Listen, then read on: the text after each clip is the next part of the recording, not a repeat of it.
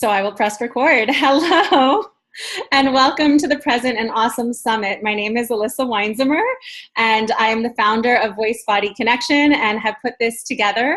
I'm so excited to begin this summit. It's really fun to be having these conversations about presence with other people, which, you know, it's one thing to be present with yourself, but it's another thing to be present with someone else.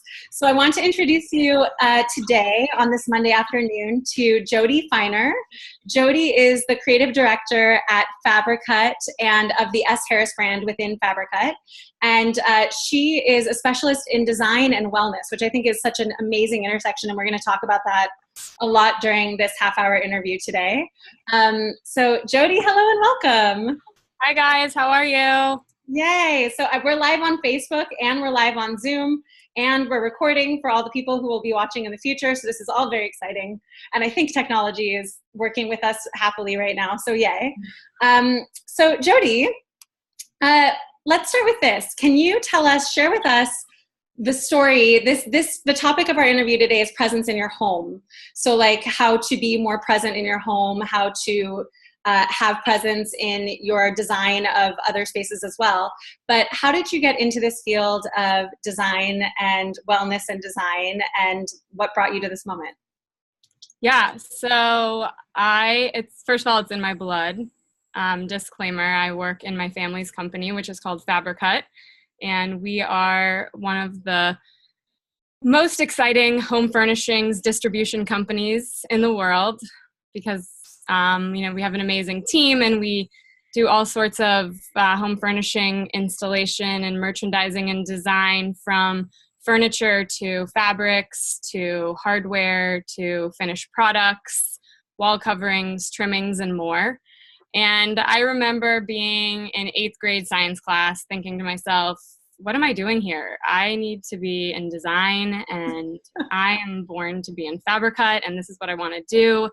And I think I'm probably going to do fashion for a few years, but I definitely want to end up in the textile industry working in fabrics and design and color and home.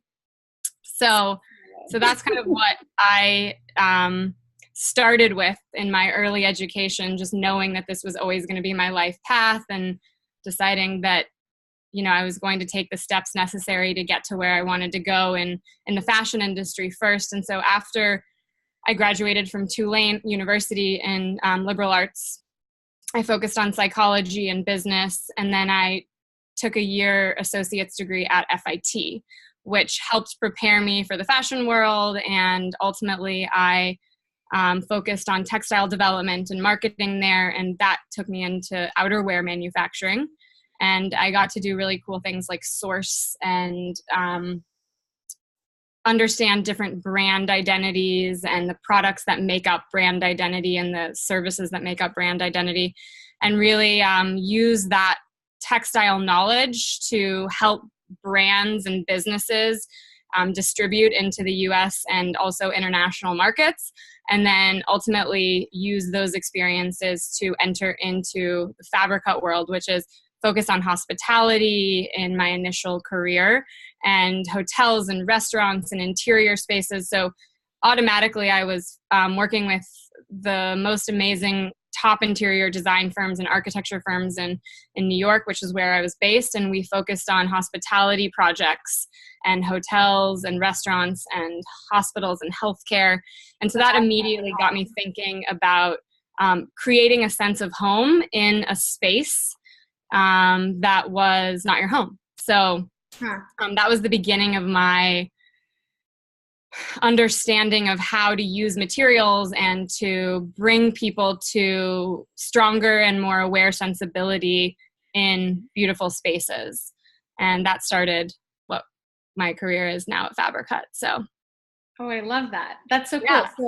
Yeah. So, the topic of the talk is presence in your home, but obviously there's so many spaces that we're in all the time. Like you're in your workspace right now. I am in my home speaking to you.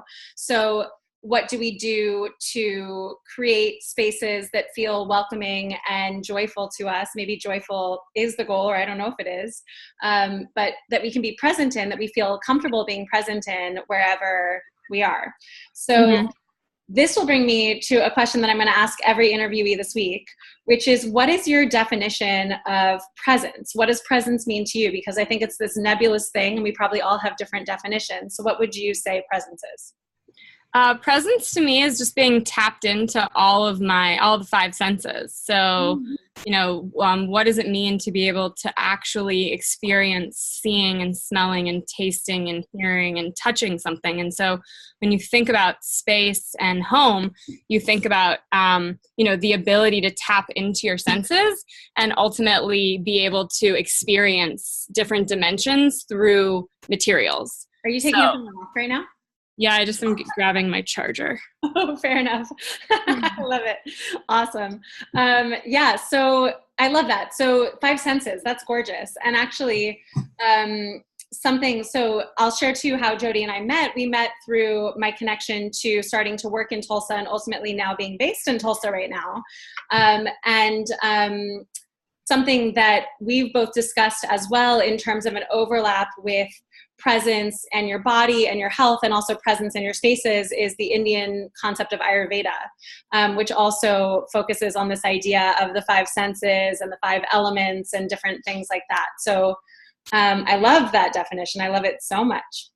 Okay, so tell me, this can be either for you personally, or it can be for people you've worked with or people you've consulted or whatever you've seen in others. Yeah. What is most important? What is most important in terms of being present with your design and your wellness in your home? Like, how does it matter in terms of what you do with design and home? So I think that ultimately it's about feeling a sense of comfort, and it's about feeling a sense of joy, as you spoke to. So it's about understanding how you tap into those experiences through creating material use in your home, the foods that you put in your fridge, having rituals, having, different experiences in your home that impact your senses. And so I think that ultimately we want to be able to tap into how you entertain, how you share, how you experience that, bringing people into your home to create energy. How does your outdoor space feel? How do you organize? How do you clean? Like tapping into all the things that you want to do in your space to create a sense of design and well-being in your home. Okay. Yeah. So if someone asked you, and obviously, take a moment, I'll talk so you can get settled with your plug.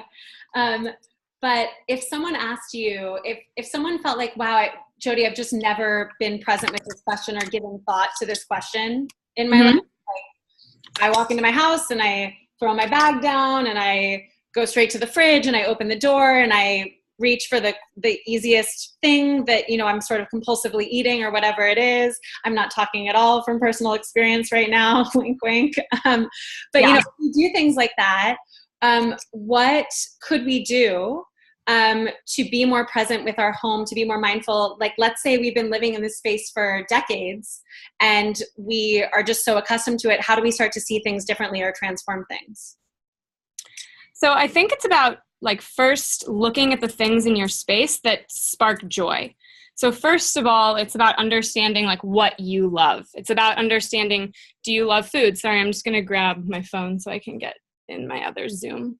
But it's about understanding whether you love food, whether you love objects that are experienced from your travels, whether it's about organizing your closet. So first, it's about understanding what you love and where you love to spend time, and getting rid of things that ultimately don't spark immediate joy when you pick them up. And that really goes back into tapping into your senses. So touching, feeling, looking at color. Does that color make you feel warm? Does that color make you feel heavy? Does that color bring back memories? What does that color do? And then what is the material that color is? Is it sparking joy within you? And really focusing on specific spaces that you spend the most time so that you can tap into that and ultimately create more energy and more light energy in your space so that it can be free of anything that would not feel like it's your most relaxing present space. So Mm. So I think that when it comes to like helping someone take the things that are in their home, it's first about just clearing away excess, clearing away things that would make you feel cluttered. So, Mm-hmm. yeah, and then really being able to bring in things that make you feel that you are ultimately creating a sense of presence in your space. So whether that be through activating a sense of touch with textiles or with wood or metals, or understanding how different metals and stones and energy ultimately impact a space through light and how that picks up on light. So those are all things that we think about when designing spaces and ultimately creating a sense of greater presence in the home. I love it. I love it. I Yeah. have more questions along that. But I'm going to check in with you because I think you're aware that your computer is your computer. Yeah, I just want to get on a different Zoom call because my plug isn't working for some reason. I don't want to leave you guys. Okay, no worries. If for some reason you leave us, I will vamp. I will do a dance. It'll be totally fine. And you can. I'll be back soon. Perfect. Stay with us until it dies, and then you can switch over. Yeah. So is it true? You've heard things like blue is calming, red is energizing, put yellow in your kitchen, stuff like that. What would you say about people who are just sort of going with assumptions around stuff like that? So I think it's all a personal experience. I think that sometimes, depending on your own personal energy and makeup, different colors exude different feelings within you. So like, for example, black and white might feel really stark and really contrast oriented, and that might make you feel something. That might make you feel edgy, or that might make you feel excited because you think of something that's more artistic or more maybe Saturday night, so like a color can help elevate energy and help elevate your senses, where if you think of maybe like a light colored blue or green or something that's like reflective of water, it might make you feel more relaxed or subdued. So depending on where you spend time in your home or where you want to focus specific energies in your home, maybe you have like a living room where you want to do like light reading or time for relaxation. Maybe you would stick to more calming colors like whites or, creams or light colors, versus if you want to feel more upbeat or energetic, you would maybe stick to more high contrast colors like dark colors versus light colors. And then the other thing is that's really interesting is that some people get energy from being introverted. So maybe actually like calming colors make you feel really energized, or really like heavy colors make you feel calmer. So I think it's really about just being able to tap into your own awareness and understand what ultimately brings you to a specific space. I like that. I like that a lot. So I'll just go back to the question that I asked you about presence and answer in a way that I think presence could be defined, which is that for me, presence has to do with being able to like intake from the outside world around you, but also being able to be present with your inner experience, just like you're speaking to right now. So what's going on with me, also what's going on with the outside world, and can there be a flow and a give and a take between those two things? For those of you who have encountered Patsy Rodenberg's second circle idea, I talk about that in the How to Have Presence class that I teach. And that's what I'm thinking about right now in terms of definition. And so what I really hear you saying, and especially when you say something like, does it spark joy, which, for those of us who have read the Marie Kondo book, we're familiar with this concept of like holding the shirt and being like, does this shirt spark joy? And then throwing it away if it doesn't. And I've done that practice and it's fun and useful. But what I hear you offering and what you're saying is asking ourselves around our home or our spaces if we can actually be present, if there's a give and a take and a flow with that object or with that color or with the energy of the space or whatever it is. And if there's not, like if something's blocking the flow, then we want to switch things, right? Yeah, and also like taking moments in your home, whether it be looking out a window and seeing your neighbors or your grass or the building in the concrete jungle that you're living in, or like a ritual that you do, like taking a bath or folding laundry or changing a light fixture, that those are little moments that you can think about every day that call you to presence, and that ultimately, through practice, allow you to be in the moment and allow you to find that sense of calm and well-being while you're doing things around your house or while you look outside. And those are little moments that you can gauge within yourself around, oh, wow, like that view of my backyard calls me to presence, or like knowing that I need to fold laundry today and actually doing it and enjoying that moment calls me to presence. And so it's about kind of like living in that space of enjoyment, because when you are in the moment, you are enjoying yourself. So that's the goal, right? So it's no matter what you're doing, no matter how painful or joyful it may be, the idea would be that you're enjoying yourself because you're living in the moment and you're able to experience it, whatever it is, and it's not good or bad. So the idea is that you find those little moments around your home, whether it be, maintenance or enjoying your backyard, and you have the ability to check in with yourself and then practice what that feels like every day. Yeah, I feel like so many mindfulness teachers often use the washing dishes example of like, can I be washing my dishes and enjoying this practice, or at least like experiencing this deeper level of like bliss in the sense that I'm present with the practice, and it doesn't need to be fun to wash my dishes or like make me happy, but there's something about just the settling into the being present with a mundane activity that you do in your house like that, Yeah. I mean, I think that for me, like I grew up in a family where washing dishes was the norm, and that was something that it wasn't even an option. That's what we do. That's what we do to help clear the space. And that became a very therapeutic concept for me. It allowed me to kind of zone out and actually in return zone back into myself, to really think about what I needed to process that day or what I needed to ultimately experience in that moment to get to a better and more calm place. So it really was about doing something that could have been looked at as a chore and kind of reframing and reshaping my thinking around what it meant to do that. And ever since then, and ever since I became aware of what that felt like, I was able to really tap in and enjoy what that process was. I love that. Okay, so I want to ask you, I want to kind of flip the line of questioning and go to can you tell us a story about a time that not being present was painful, harmful for you, either in your home or in, your business or whatever it is? What do you personally struggle with in terms of presence? Yeah, so I think that like for me, the idea of presence and being constantly present is something that I strive for every day, but obviously I'm human, so that's not a reality.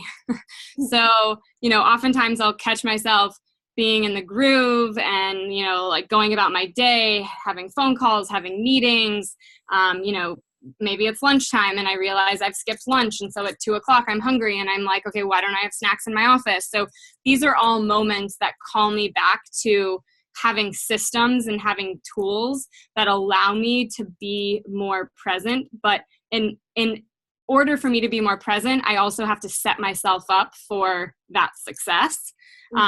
Whether it's, having things that I know that I'm going to need, like my computer charger, which I don't have right now. And, like my water bottle, so I stay hydrated. So things like that are always a work in progress. And so I think that if there's a moment that I can think of in the home or in the workspace, it actually relates to making sure that I stay nourished during the day so that I can be my best self. So when it involves my home, it's like, okay, when I come home, if I think about what I do when I go into my parents' house, what do? I go into my parents' house, I walk inside, I immediately take note of what it smells like because it feels like home. It's the home that I grew up in. It's my parents' space. And then I immediately walk into the kitchen and I open the fridge and I eat a snack. And so as I've become more present, I've realized that that's a behavior that I do. And it's a behavior that I've been doing since I was a teenager. And as I become more present, I realize like, maybe I don't need to eat a snack. Maybe I'm not actually hungry. Maybe Okay, there goes Jodi. She's going to come back, I'm sure, but that's such a good point. And also, I think there's something so meta about like the charger thing, because that's so human to forget our charger and be like, oh no, and then not be present and have, I'm sure there's like, a level of like, oh gosh, I don't have the thing that I need, and so I can't be present right now. But it's, I personally would say that being present is about acknowledging what's actually going on in the moment, even if it's not how things should be going, right? So I'll hang out, and I'm keeping an eye on when Jodi pops back in, and I'll promote her back up to panelist. But something I wanted to expand on that I certainly relate to that she's talking about is how, and I think it's no mistake that this is our first interview of the week, is that there is the space we surround ourselves with is the place that is most likely to be able to support us as we make decisions about how to be present with the world around us. Isn't that true? We're walking into these spaces. Pardon me, let me get some water. We're walking into these spaces each day, and especially if they're habitual, especially if they're familiar to us, we're walking in and we're going, we're not even really, it's very easy. The human brain goes into habitual mode because we've seen this over and over. And so we don't actually notice much besides what's new or different in it. And if everything feels the same, then we go into this habitual mode, and we might follow habits like Jodi talked about going to the fridge, which we seem to share that habit, or whatever it is. So really interesting to realize that how we craft the space around us really, really informs how we proceed. So, okay, I'm gonna actually, do you know what I will do while we still have a little bit more time and while Jodi's joining us, and I'm keeping my eye on my phone too in case she wants to come in that way, I will say that those of you who are on the line, because I see you there, hello. If you have any questions, you can type into the chat box. And if there's something specifically that you want to ask Jodi to answer or speak to, you can. I'll give you the heads up that one of the things I'm going to ask her about too is plans or dreams for the future in terms of where she thinks design should go, where design and wellness intersect. There's obviously, coming from a background in fashion, I have to imagine that there was a lot of lack of presence in that world. And I think that can happen a lot in the design world too. And so how can we bring this conversation that I'm interested in having this week on all these different topics is how can we bring more presence into each of these industries so that they transform and they're truly serving the people. And I see that Jodi is here, so I'm going to promote her back to panelist. And give us just 1 second. It just takes a second to give her all the permission she needs. Okay, so Jodi, I think you have to start your video. There we are. You're back. I'm back. That was awesome. I vamped for you. And I told people they can ask questions in the chat box. And also, we were just talking a little bit, so it actually brings me to the next question I was going to ask you. And by the way, I said too, I think it's very graceful that we're being human right now and that your computer died and that we were present with the whole situation. It's like totally the point. So of course. Deep breath. But what I was going to ask you next is about like your vision for the future, both in terms of your personal career and also the design. The fact that you're bringing design and wellness together, I think, is a new.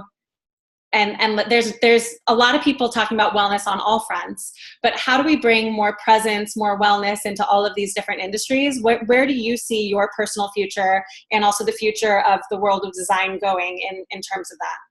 Yeah, so thank you for asking that question, by the way, because I think that it's really relevant right now. I think, the industry, I've been a part of this amazing industry where we focus on creating amazing spaces for people to step into their best selves. So whether it's, the lobby bar of a beautiful hotel where you're meeting someone for a meeting or a cocktail, or you're on vacation and you just want to relax and let go of things, versus, hospital and hotel settings where you're like dealing with care and you're dealing with rejuvenation and well-being to rest. Too? I'm sorry to interrupt you, but as I was traveling, I was like, oh my God, airports could be so much nicer. Yeah. More conducive. Continue. Yeah. Insert American Express. One day I'll have one. So anyway, so I ultimately feel like this question is so relevant because we as human beings spend time in these spaces where people on the other end or behind the scenes work so hard to create environments where we feel and step into our best selves. And the food and fitness and well-being revolution that's happened in our country over the last, I don't know, we could say 20 years, but really like in the last 10, where it's become just this very empowered and individualistic industry that focuses on tapping into presence and well-being, and that caters to, you know, from everything to tech startups like ClassPass and organizations that put on fitness classes to, you know, paleo and green juice and Whole Foods and all of these things. You know, we think about that and how as human beings, we naturally want to identify with achieving more success related to our own health. But we also haven't been thinking about, you know, where ourselves and where we as human beings reside outside of our bodies. And so I think that this question and this kind of conflict led me to really think about this a lot when I was having conversations around design. And the most extensive conversations I was really having was around the concepts of feng shui and Zen, which are incredible ideas and shouldn't be discounted. But I thought to myself, why is our industry, the leaders of design, really not having a much more philosophical and conscious conversation around how well-being and design intersect, and how you can, within yourself, create well-being in the spaces that you reside. And whether that's intentional placing of books that you like to pick up that spark thoughts, or the foods that you choose to put in your fridge, or the pillows that you sleep on, or the trees that you plant. There are many different things that we can do in our homes today that create a sense of awareness, that create a sense of presence, that create a sense of well-being, that can be a much more, I would say, philosophical conversation around why design matters, and why it's important for our bodies and our minds. So. And I love that you said that too, because also we have a question from Judith right now, which is really cool, or maybe it's more of a statement, but she's saying, we're designing a second home. How do you add personal elements like photos and certain items given to you by special people without making your space cluttered? So it's a great question. Like you said, I like seeing joy when I walk into a room, but sometimes too much joy that I add makes a room too cluttered. So how do you balance that? Yeah. So the first thing I think about is actually a woman that I worked with who I had the privilege of meeting when I was doing some intuition healing. And I actually had her come into my home and walk through each space with me to tell me objectively how she felt in the space, and then also how she felt like I felt in the space, and what kind of consciously was happening to me in each space. And she actually walked up to both of my nightstands where I had photos of my family and friends, and she said, "Get rid of these." And I questioned her. I said, why? Like, why can't I have these by my nightstand? I want to wake up to seeing my beautiful family and my friends. And she said, the things that you put on your nightstands is about like clearing space, and about like having kind of a healthy attachment or unattachment, for that matter, to yourself and to your loved ones. So when you put them on your nightstand, it's like you're almost overly attached to that memory or that human being, that doesn't allow you to ultimately be grounded in your own sense of self and sense of well-being. Put those in the hallways, put those on your bookshelves, put those in a space where it's not your sacred space. And it was a really interesting kind of idea that she had thrown out to me, because a lot of people would say, you know, I want to have the people that I love who are the closest to me next to my bed. But really it's about like creating space for yourself to live freely in your space and to actually have what you need within yourself. So ultimately, I think that having photos of family and friends and experiences that spark memories is really important. but in neutral spaces in the home, like living room, like kitchen, like dining room, like where you can share stories, where you can entertain.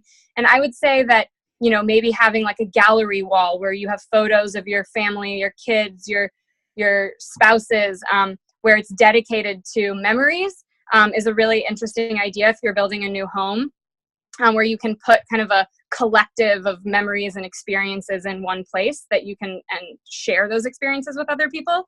But I would say in terms of the bedroom, clear that for, you know, water, your nightly read, any sort of essential oils that make you feel relaxed, like lavender or lemongrass. And then, you know, yes.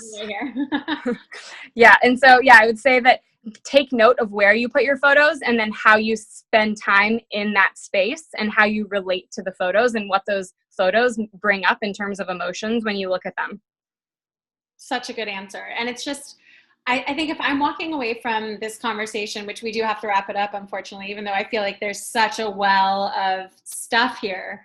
If I'm walking away from this conversation with anything, it's just, if I have the opportunity to create a new space, being so mindful about how I'm designing it and how it makes me feel, and tapping into, like, I think you're talking about body sensations, just intuition around that. But then also if I'm reapproaching a space that I'm really familiar with, that I've been in for a long time, how can I start to pay attention to how it affects me? Can I start to be more mindful, choose new habits in it, choose different ways of moving through the space or redesigning the space or clearing the space so it's going to be more conducive for my health and wellness? Yeah, I think one really good kind of basic activity and learning experience that you can do on your own at home is to kind of sit quietly, whether it's for 2 minutes or 5 minutes or an hour, depending on how much time you have every day in each room of your house, and take continuous deep breaths and really tap into how you feel in that space. And then when you open your eyes and you look around and you see the things that are around you, look at the things that inspire you and make you feel whole and make you feel like you're at home, and look at the things and really kind of become aware of the things that don't. And ultimately, as time moves forward, you will spend time in the spaces that make you feel the best. And so it's about really understanding that and first being aware of it. So love it. I totally love it. Jodi, thank you so much for this conversation. It's been such a pleasure to draw upon your expertise. Thank you. Yeah, thank you. And sorry again for the mishap, but totally seems like it all worked out. It totally worked out. Thank you to all of you who have joined us live and are watching later. We're so glad. Yeah, something else you wanted to say? I was just going to say thanks everyone for joining and can't wait to see you again. Perfect. And if people want to get in touch with you, is there a good way for them to do that? Yes, they can send me an email. And my email is jrfiner, FINER, @gmail.com. Awesome. Perfect. Yeah. So if they have questions for you, they can get in touch. Amazing. Yeah. Thank you, Jodi. Thank you, everyone. Thank you. Bye. 8:30 p.m. Eastern time tonight for the next interview about presence and creativity. See you then. Bye. Bye.